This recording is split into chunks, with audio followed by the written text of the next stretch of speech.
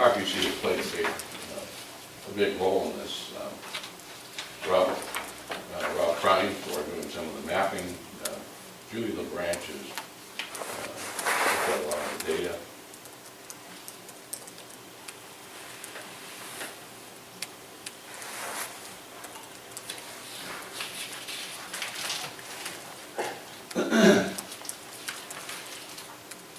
These are some other milestones.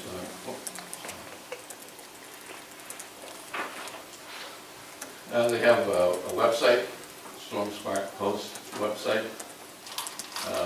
One of the components of that website is this journalist room. So if somebody's writing an article about climate change, climate adaptation, storm surge, etc., they should be able to go to this journalist room on the website.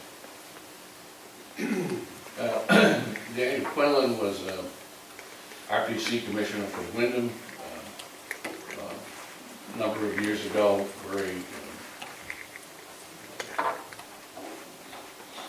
Very eager participant, a very knowledgeable participant, and in fact we have an award, our Daniel Quinlan Award, is given to individuals or groups that have displayed high willingness to participate and engage in regional planning issues. And the CAW group, the adaptation workshop, did get that award about 3 years ago. Portsmouth was one of the first to complete a climate vulnerability assessment, again with the input from CAW. Multiple grants have been received, over $2.5 million. Some of that is in-kind time from the CAW members. Held a retreat in February 2013, and been working on proposed legislation enabling coastal management, master plans, and establish a coastal hazards commission. The establishment of that commission was just last year. Another important topic that we're working on, from tides to storms. This started, you can see, November 6th. And this is a chart of that. Working with coastal communities over the next couple of years to evaluate their risk and vulnerability to flooding from sea level rise and storm surge, and identify practical approaches to protecting municipal and private assets, public safety, and natural resources. There's the same chart that earlier.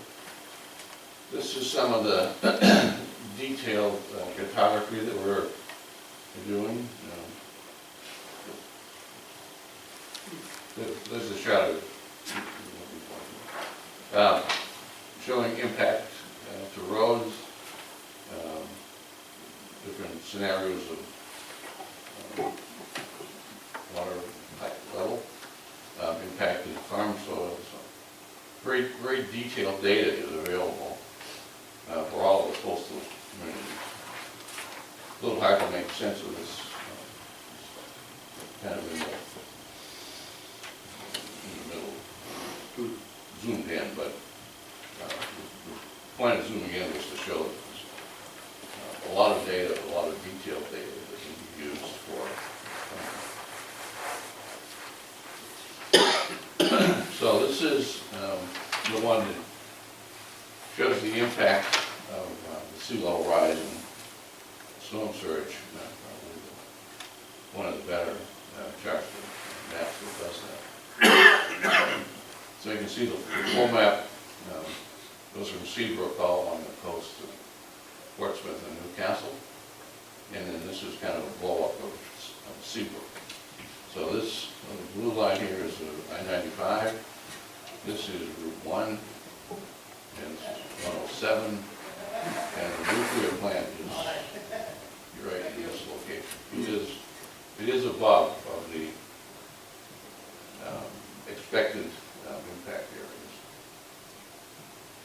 So, looking at the legend, you can see this orange color, that's the intermediate low scenario, 1.7 feet. So all of this area of Seabrook at that sea level rise will be inundated. And at the very highest level at 6.6, all of this green area gets inundated as well. So, as you can see, pretty significant impact, and very costly to do any kind of prevention. So you have to deal with it in some way other than thinking that you can avoid it.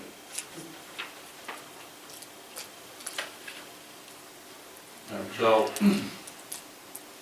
here's what we're looking at. Sorry. Infrastructure and utilities, roads, water, wastewater, wells, utilities, and culverts, historic landmarks, etc.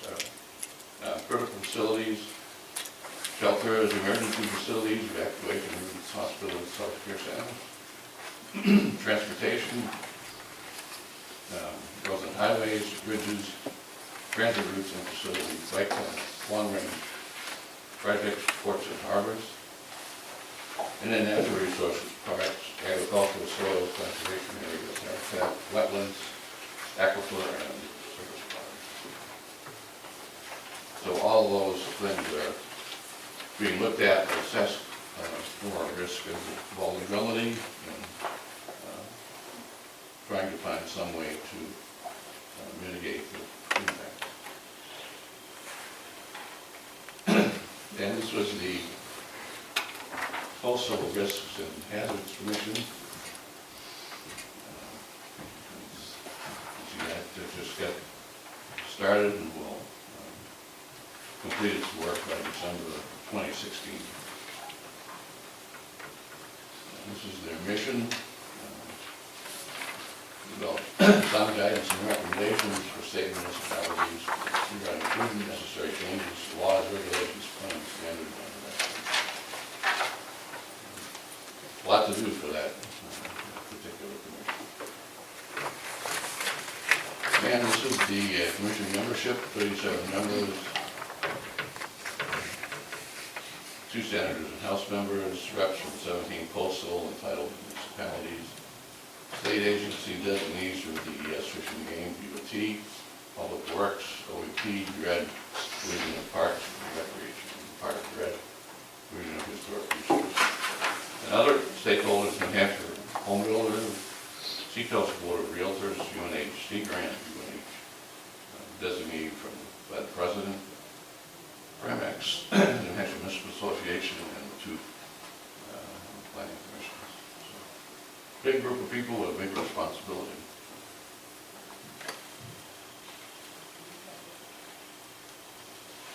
This is the Science Advisory panel looking at sea level rise. You've seen this before.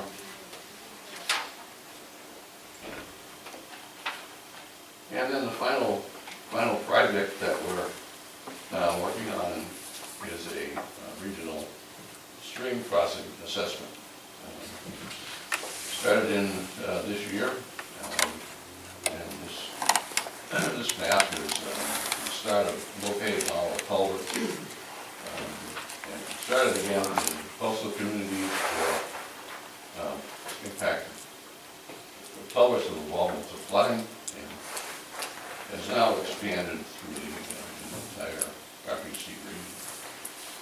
This will go on for at least next year and possibly into 2016.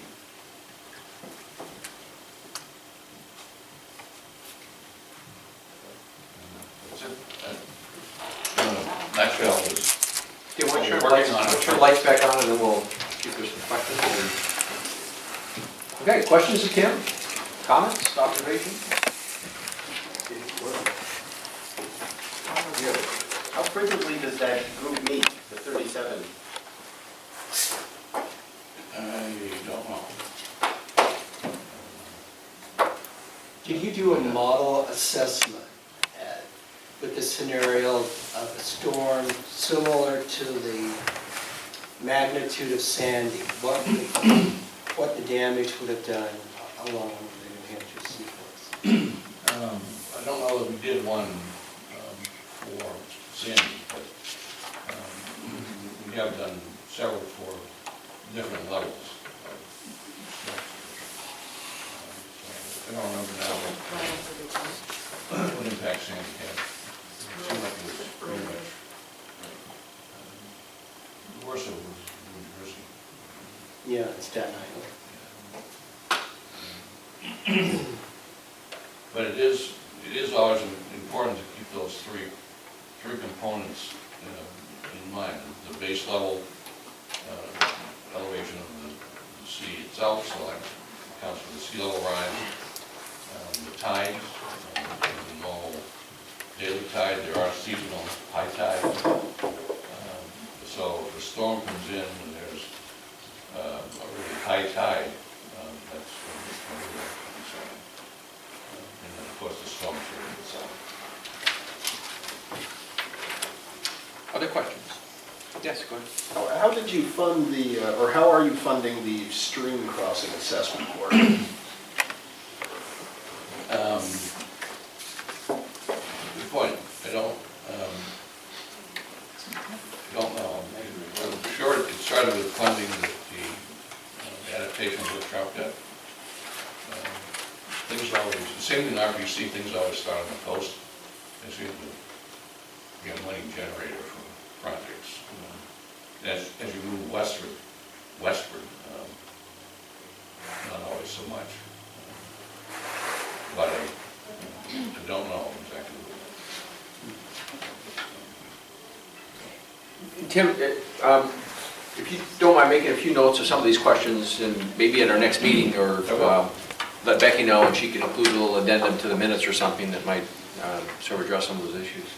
Other questions? Not a question, but just, I like having this little piece of this meeting. I think that's a good idea.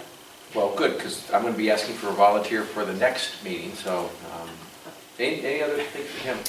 Tim, I did have one question. I know there are parts of Florida where insurance companies are driving or have a pretty significant impact in the sense of whether or not you can get insurance for hurricane damage on properties. Was there any discussion about getting insurance groups involved in this discussion and at this point? Yeah, there has been.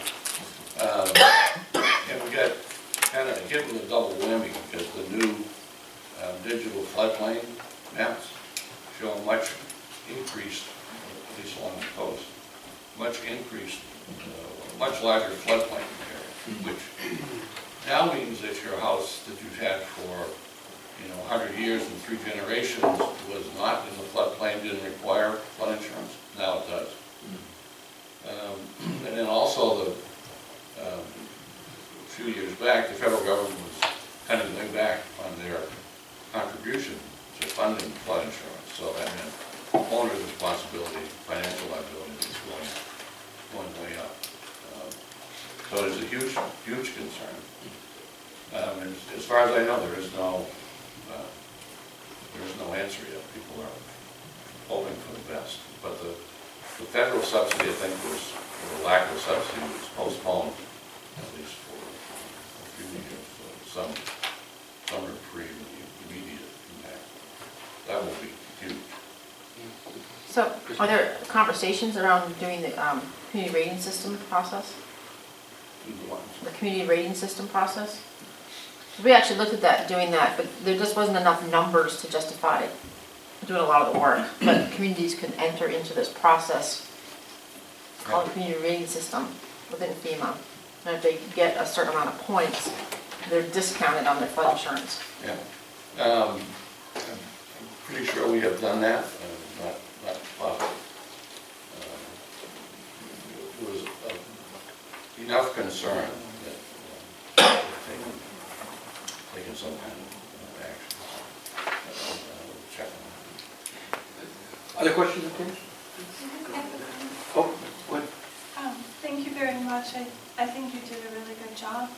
I just would like for the rest of the state for people to realize that it's not just the 17 miles along the coast where people think of as the coast. So I call it the inland coast, and we actually have several hundred miles in Rockingham and Stratford regions of coastal lands and waters bodies. So there's a lot of coastal rivers, and there's several hundred miles where the tidals surge every day. I live on a coastal property that's 10, 15 miles inland, subject to tidal flooding and tidal surges. So it's a very extensive issue and concern, not just at the Atlantic Ocean, but also up the rivers, because it's several hundred miles of properties that are impacted. So that's why there's so much attention to this. Right. Tim, in developing the scope of this, had you considered the Merrimack River, which obviously is in Massachusetts, but still would have an indirect effect on what you're doing? Nothing direct in regards to some of these programs. There are Merrimack River initiatives that we participate in, but like I don't think anyone has shown that the storm surge coming out the Merrimack River would impact New Hampshire communities. I mean, it could, but it's not. We're all pretty high inland. But from a regional perspective, and obviously state boundaries are artificial, but from a regional perspective, maybe some consideration should be given to that. Certainly for like stormwater management, water quality issues, a lot of us are impacted by that because we fall into the macro. Yes.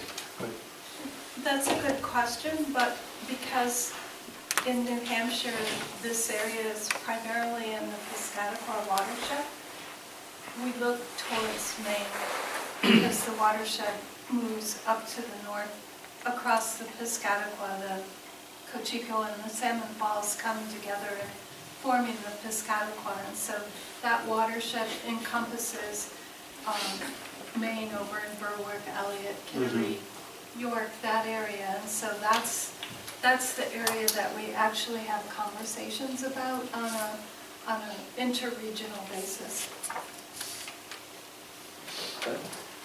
One more thing to add to something that Cynthia just said, comment prior, about it's not just the 17 miles of coastline, it's the additional property frontage that she mentioned, but when you consider the amount of commerce and industry that takes place along the coast that has an effect on not only the entire state of New Hampshire, but the region, you're then looking at impacts way beyond just the properties that front onto these waterways.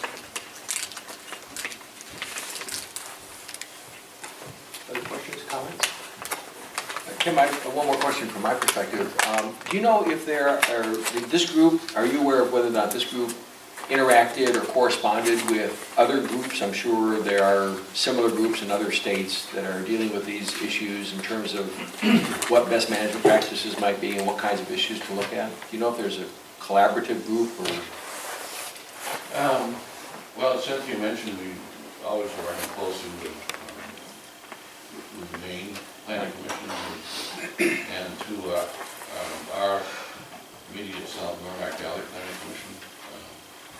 So for water quality, management practices, we do a fair amount of collaboration with those other agencies. There's not one single, let's do good things together group that has a lot of subcommittees.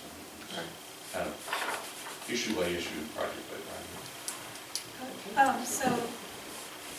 So to add on to that, there's within this Piscataqua watershed, the Gulf of Maine, there's the Piscataqua Estuary Group, which has some of the same members. And then there's the Wells National Estuarine Research Reserve, and then the one down on Great Bay. And so there's a lot of collaborative work, and a lot of the staff people that work there go out and work with our local watershed groups and with town conservation commissions and public works people to get out there and help with sort of a grassroots effort to work on a lake or a pond or a river and deal with some of these issues. So there's a lot of collaboration going on. Well, Tim, thank you very much for being our sort of initiating this effort. I found it useful and interesting as well, so thank you very much. Is there anyone that would be willing to volunteer either themselves or their planning commission to do a presentation at our next meeting? You looking for a specific topic of some sort? Well, actually, what we're looking for is the extent to which you or your planning commission may have focused in certain areas of expertise that may go beyond the areas of expertise or interest of others, that we're interested in hearing that. So if there's we don't have an agenda of what we want to hear, but if there's some stuff that you're particularly proud of or that you think your commission has done a lot of work in that others might be interested in hearing about, that's sort of the purpose of this.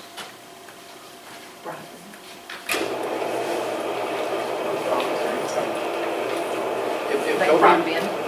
Well, I was going to nominate a different topic actually, but broadband's a good one too. But if you're looking for someone to give a presentation, I can take a volunteer to do that and decide what the topic is. But so we're dealing with some air quality issues that are kind of unique in our region, but I think would affect some of the other regions in the state with small particle air pollution and how we deal with that. We're also dealing with impacts created by the pending closure of a nuclear power facility just across the river from our region that might be of interest to others. So, and then, as you say, Christine, broadband is another issue that we could. So, I'm just not sure what the right topic is yet. We will find out when we arrive, I guess, at the next meeting. So, okay. Thank you. So be thinking about it. I guess what I would like to do is for this next year, each time we meet, is to provide an opportunity for us to learn a little bit about what others are doing. Thank you. The Commissioner's Luncheon Update. Christine, were you going to take that, if you would mind? Thank you. And I think, that was a little handout? Or Yeah, I can talk about that. Yeah. Becky sent out a little 3-page sort of summary of some of the brainstorming that occurred at your meeting, so if you wouldn't mind. So, trying to think of who's here that was at the luncheon. It's quite a few people. That's cool. So maybe. So you're on the spot now. So no, I'm just hoping that maybe you guys could give like a little, especially from the commissioner's perspective, what you guys thought and how productive you thought it was, and if you wanna, go ahead. I thought it was excellent. I just, for a couple of reasons. Number one, the location I thought was really a great place. Shaker Village and what they're doing there it was sort of like an added benefit. I thought the content was really good. The ability to interact in that sort of setting and that format with fellow regional planners. Nancy? Yeah, I would echo that as well. I thought that the just general networking was really good. And then I do think the exercise sort of talk about what kinds of things did we think were sort of cross-cutting across regional planning commissions, and that might have some relevancy in terms of elevating them to a different level for both education as well as maybe action jointly. So I thought that was really good. Any other comments or all?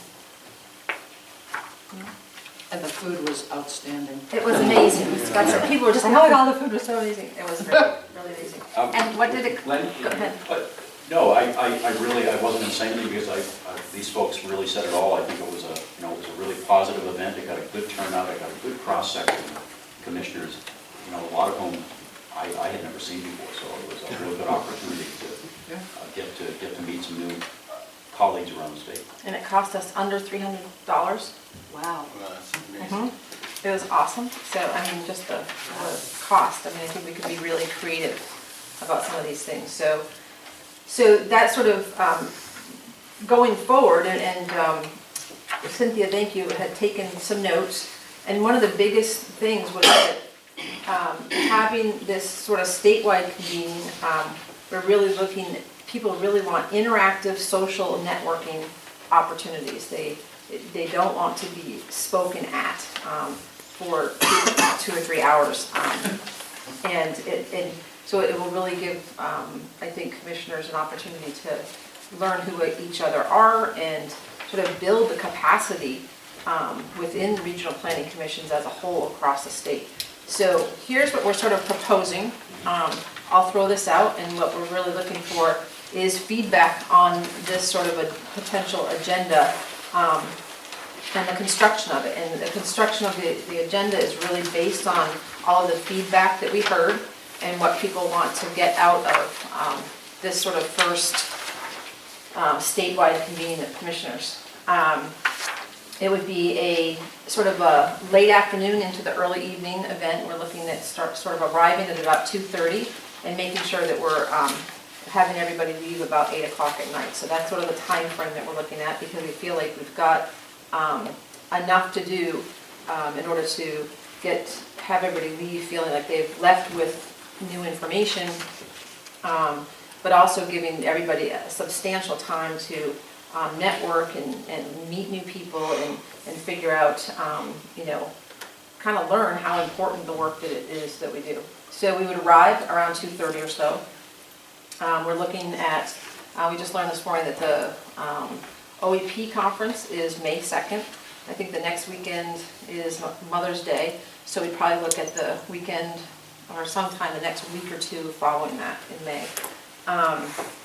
What we would do is we would have packets available to all commissioners, and I believe that Rockingham and Nashua had stated at the luncheon that they already sort of do a whole sort of commissioner orientation, and so we'd work with them and say, okay, here's sort of the things that all regional planning commission commissioners should know about and understand, and here's sort of the basics, including what we heard was that people were very much interested in understanding sort of the legislative process. But we don't want to be talking to people and giving them sort of seminars on all this stuff, but we would basically create a packet for all of the people that came with sort of good information and stuff that they could take away and learn from. And then we would go through, we would have sort of an opening and, you know, sort of welcome and that sort of thing. And from 3 to 3:45, we'd have those two regional planning commissions, Nashua and Rockingham, sort of do a 45-minute sort of, you know, condensed version of a orientation for a commissioner. Here's the things that are important. Here's the things that you should know. You know, 91A, all these fun things that people may not have knowledge about. And so to sort of start the conversation about getting all potential 500 or whatever commissioners on the same page with some of the things that we do.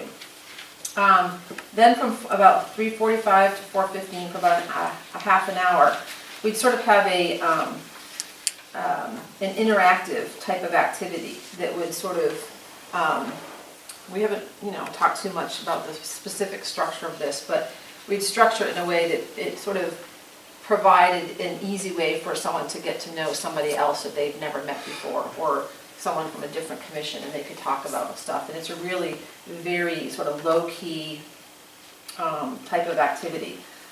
We'd have a very quick break, and then we would do a couple of different break-off groups. And you've seen this before. We actually outlined this a while back, that we would have sort of 3 different break-off groups, but that each one would be, you know, solving a particular question or something, and we would do it in 3 different sort of facilitation styles. So that people would start also coming away and learning about different facilitation techniques. So they'd be learning about that. And then we'd sort of switch that out. So from like 4:15 to 4:45, we'd do one, and then 5 to 5:30, we'd do another. Then from 5:30 to like 5:45 or so, we'd just have like a social cocktail hour. No real particular agenda, but we may have some sort of thing in the background that says, connect this with this, or some game thing or something that, connects the different issues or topics or, things that different commissions are working on. And then we would have dinner at around 6:15 with a very engaging speaker. One of the things that we've been sort of throwing out is there's a couple of different speakers who are very, really good at being funny at the same time as delivering, here's how we sort of coordinate and communicate and talk about communication skills and sort of, provide an opportunity for all of us to learn from each other and take away something, but not have it, really heavy, keep it light. And that would be that, and we would close.